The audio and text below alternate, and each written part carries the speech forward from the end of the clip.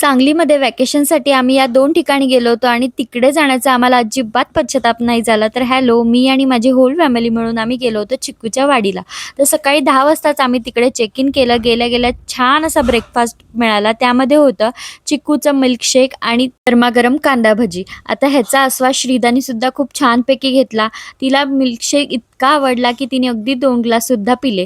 त्यानंतर इथे थोडा श्रीदाचा अवतार इग्नोर करा, कारण का ती भरपूर खेळली, अगदी मातीत सुद्धा खेळली. त्यानंतर आमचे छानपैकी असे गेम्स घेण्यात आले आणि दुपारच्या टायमामध्ये असं छानपैकी झाडाखाली बसून, काही जण झाडावर बसून आम्ही छानपैकी जेवण एन्जॉय केलं. तर जेवणामध्ये होती चपाती, वांग्याची भाजी, आमटी, भात आणि गोडमध्ये स्वीटमध्ये गुलाबजाम होतं. दादा छानपैकी वरती बसून खेळत होता आणि श्रीदा खालती खेळून खेळून दमून झोपून गेली. त्यानंतर 4 वाजेपर्यंत आम्ही मस्तपैकी कार्यकर गाणी म्हटली आणि त्यानंतर डायरेक्ट गेलो ते म्हणजे खिद्रापूरला. शिवकालीन खूप प्राचीन मंदिर आहे आणि खूपच ऑसम आहे. नक्की इथे व्हिजिट करा. त्याला भेटूया नेक्स्ट व्लॉगमध्ये.